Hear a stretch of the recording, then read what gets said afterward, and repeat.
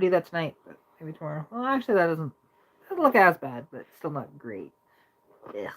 That's fine. Anyway, so I just decided, you know what? I'm gonna go live while I'm gaming here a little bit. But I actually wanted to talk about something that happened tonight, where it's just like, oh my god, like I can't believe how stupid this guy was, and trying to scam me because as you guys, as I'm sure you guys are aware, I'm looking for a T5 manual transmission. I have been for a while. I got screwed out of that one off the guy, and I'm still a little bitter about that, but it's fine. I found one even cheaper actually, and this one totally worth the money. You know what? It's not. I was hoping for a four-cylinder one, but you know what? A V8 one's totally fine because the one thing is like the four-cylinder ones just have better gear ratios for what I'm after, but the V8 ones are totally fine too. I still get overdrive and I still get all that different stuff. It'll be actually really good with that sort of thing. However, something else though is like there's this guy that messages me whatever else, and just the vibes he was giving off and whatever else, and just super bunch of red flags. You know, of how kind of adamant he was about stuff and whatever else, even though I was telling him, no, you're incorrect, dude. Like, trying to scam me, you could tell. The guy was trying to scam me, he thought I didn't know anything, and it's like, no, dude, I can tell right away. Or, no, actually, I couldn't tell right away, but, like, there was something that just didn't seem right about this transmission that this guy texted me about. For one, okay, I look up the phone number because I didn't recognize the area code, and it's a Saskatchewan number, so I'm like, okay, it's a little odd, but whatever, and he asks, hey, are you still looking for a transmission? I'm like, I mean, I may have already found one, it's in Calgary, I'm gonna go check it out tomorrow. And, well, lo and behold, this guy keeps throwing out, like, how do I even describe this guy that was texting me, to be honest? Because, like, really, what he was doing was, like, he threw out a price initially, which was, like, don't get me wrong, actually a reasonable price with delivery and everything if this was a realistic thing, but it wasn't. He threw out a price, I think it was $425 with delivery of this T5 tranny. So I'm like, okay, that's fine. I would be willing to do that, but then, like, the thing is, I asked him, like, okay, what year did it come out of? He's just like an 82 Mustang, and I'm going, T5s didn't come in 82. Like, that's not a T5. And he's like, well, I didn't say it was, the original tranny, whatever else. And it's like, oh, apologies, no worries. It just, I keep going about it, and, like, he throws out, of course, this $425 price. He says initially it was $275 for the tranny, plus the, delivery, $400 total. Like, and again, doesn't sound too bad. But, the thing is, I'm already checking one out tomorrow. It's a tad bit more than that, but I don't care. This one is quite clean. Comes with a cross member. Comes with a bell housing. It's good to go that way. Although, I mean, my plans might be changing depending, because I forgot one little detail of 1981 inline sixes, and basically on Saturday I will know for sure which bell housing I have on my 200 inline six, because in 1981 there was two different bell housing styles for the inline six. There was what they called the big bell housing, which is it's almost identical to a small block Ford, except for the top two bolts are not in the correct place. The bottom four, however, are. Like, they'll bolt right up, and it's perfect. So it's like, okay. Dealing with that. However, so The other one is what they call the small bell housing, and there's actually more adapter plates and whatever else for that to make that easier that way. Which actually there is one online right now that I can go get. It's a used one, but it's totally fine. I mean, adapter plate's an adapter plate. Doesn't really matter if it's new or not, as long as it's not cracked or anything. That, I'd have to get this adapter and whatever else. No big deal. But if it happens to be the small one that way, then it becomes a bit of a challenge because, like, it could be actually this, like, unobtainium one that is the smaller one that really is actually, it's harder to find the parts to do a T5 swap. So the T5 actually that I get tomorrow, I might just throw in Lilo instead. Which, not ideal, but honestly, it would be fun to have a manual transmission in my convertible, right? Plus V8 and stuff like that, it'll be tons of fun. But I wanted the manual behind my inline 6. Which, like, the one thing is, there actually is a 4-speed inline 6 Fox body at Flatla. At least I heard. It is actually a T-top car, too, which is pretty nice. Oh, and I'm sliding really bad because I do not have rain tires. Okay, that's fun. But, anyway, so going back to this freaking scammer, because 100% he was. He sends me this picture of this T5 tranny, but, like, I immediately look at it and go, there's something not right about this, but I didn't say it to the guy at the time. And I was right, because this T5 tranny that he showed me a picture of is out of an S10, which will not work. S10 trannies, it'll put the shifter location underneath the dash, and, like, your shifter will be hitting the dash no matter what. So it's like, okay. So, he sends me this, and, like, and I'm trying to find information just really quick just to confirm, because, like, again, it had this giant shifter on it that looked like it was a truck shifter, and yeah, I was right. But what's interesting is, afterwards, I raise a tiny bit of concern, not much, honestly. Hardly anything. He drops his price immediately without me saying anything about price negotiable or anything by $50. So he drops it down to $2.25. And he says, "Oh, hey, I've got a business. You'd have to send the money right now. I can send you an invoice. Blah blah blah blah blah." And like, this is way too forward. Like, it just was very uncomfortable. And then, yeah, I just said, I'll have to think about it type idea, whatever else, just because I didn't really want to deal with this guy. And then later on, I just like, you know what, I'm going to call this guy out. I'm going to. I called him out, and he's adamant it's from a Mustang. But then I point out the details that, hey, look, the shifter location is too far forward, and you can actually look at the splines of the transmission, and they are incorrect. The Ford ones have a 10 spline input shaft, while the Chevrolet, if I remember correctly, it's a 23 spline. I think. I'm trying to remember the exact amount, because I was looking at one that was for sale earlier this week, and that's what I came across anyways.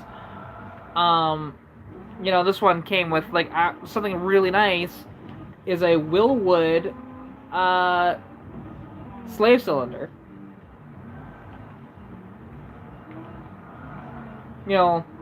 For the clutch. So it's like, I might contact this guy and see if I can get his slave cylinder off of him, because that'd be cool. And not have it internal to the bell anymore. Have it, we can drill holes in the engine bay, not a big deal. I don't mind that, to be honest, in the firewall, and then attach it that way. Because, yeah, it's a nice Willwood piece, looks good and whatever else. And it's nice to have the external sort of slave cylinder, just because, I don't have to remove the transmission to replace a slave cylinder. So yeah, this should be a fun sort of experience, though, to figure out this transmission that I'm going to pick up tomorrow. Because, and actually, I just saw Joseph just texted me, which is Team Mechanic. He's actually going to be buying a Grand Marquis off of me, which, if you've watched my channel, you'll recognize the Grand Marquis on the channel because it is a, you know, I did a singular video on it. But, yeah, it's just one of these deals that I'm just having fun, you know, with the cars and everything. And I can't wait, to be honest, to at least have one of my cars as a manual transmission. I hope it's going to be Stitch, because Lilo I just prefer to keep with the AOD, but... And then the crappy part is, like, because I had the idea, and I'm not thinking, to be honest, of like, hey, well, why don't I just swap the AOD into Stitch if the bell housing is incorrect, you know, bell housing pattern, and then, you know, it's not quite what I wanted, but not the end of the world. And what I found out, though, annoyingly, is, like, I'm just not thinking, because I knew this before, but, you know, just, again, not using my brain. Oh yeah, AODs have a integral bell housing to the transmission. So, my plan of just taking off the bell housing from my C4 and putting it on there is no go. So, okay, cool. Whatever. Annoying, but okay. So yeah, like, there's a couple of things that I've got to figure out, too. It's like, okay, if I have the correct bell housing. The input shaft, I believe, is the same for V8.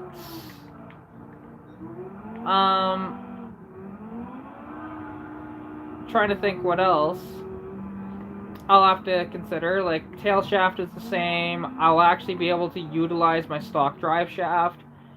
So that's nice. Although, something that I do want to do, because I do have a connection with one of my friends. Because he's actually got the connection, and then I can just, you know, get that connection from him. To get basically a carbon fiber drive shaft made for not a ton of money. Like, something as small as my car, maybe for about $300. So that's not too bad at all. Yeah, so that'll be cool. To be honest, I can do that.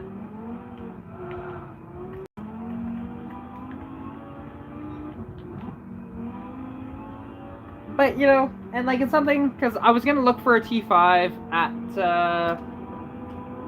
the swap meet on Saturday, but actually, at the swap meet on Saturday, I'm just going to look for sail panels for my car, which I doubt I'll find any, but if I do, cool. And then, you know, anything that I might be able to clean up a little bit and flip for some cash, which is probably not going to be really anything. But I'll get a video out to you guys as well. Should be a really good time. And then as well, like, something that I'll get out to you guys as a video as well, because I'm going to be picking up that tranny tomorrow. Also going to be picking up a very rare intake, which I'm not going to delve into what that is yet. But, from what I've learned, it's a very rare, sort of expensive intake that I'm not paying a lot of money for. So, which is really cool, to be honest. And, like, and who knows, maybe I'll utilize it on my car. Maybe I'll put it on Stitch. Or on Lilo. Not on Stitch. Because Stitch is an inline 6. This is a V8 intake, I will say that. And then just sell the Edelbrock one. And basically, I sell the Edelbrock one for, let's say, $2.25. That is just over half of what this T5 and intake are going to cost me. So, you know, I'm very excited about that possibility, perhaps. Or maybe I'll just keep the Edelbrock one on there because it looks good. And also, the one thing that has over, you know, it's like, it's black. This other one is not. It's just the original sort of machining color for the intake. So, and I mean, I'm fine with that too, but the black just matches the valve covers under the hood. Which, like, and something else too, and I hope that when I go up to Stony Plain, because I'm going to stop at my buddy's shop in Edmonton there. And where I've been before, like that's where I filmed the video on that last junkyard tour video that I did. That was his property with his cars. And the thing is, get my car up and lift and take a look. But then also, I want to hopefully get that bracket made there if we can for my new valve cover, so we can get a new valve cover on. Because I need a bracket made for the throttle cable. So, which should be a fairly easy thing to make. It's just something that'll be easier to be made there as opposed to here. So, you know what? Totally fine with that.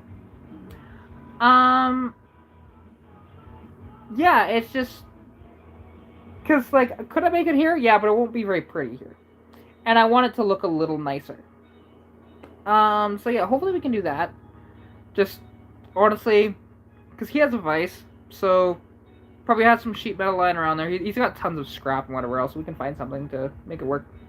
And then I'll have the nice finned valve cover on my engine, which will look really dope, to be honest. Like, I can't wait for that. And not only will it look good, but then it's also cast aluminum, so it'll actually help a little bit with cooling properties as well of the engine. Like, not a ton, to be honest. And not that it really has overheating issues at all. It's totally fine that way. But it's just one of those things where, you know what, it'll look good, it has a practical purpose too, and, I get benefits all around, right? And, like, that valve cover was pricey. Because I think I paid, like, in the end, it was like $370 for it. But still cheaper than getting it from Vintage Inlines, and not that Vintage Inlines actually ships to Canada. Like, I tried emailing them, they never got back to me. Because apparently if you email them, they'll ship to Canada, but, I didn't come across that, so, it was fine.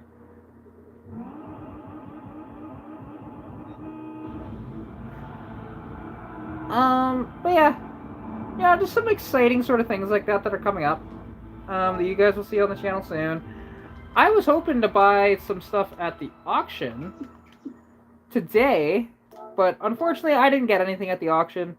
I was looking at a few vehicles. They all went a little too expensive for me to try and clean up and flip. I was looking at motorcycles. Again, they went too expensive for me to try to clean up and flip.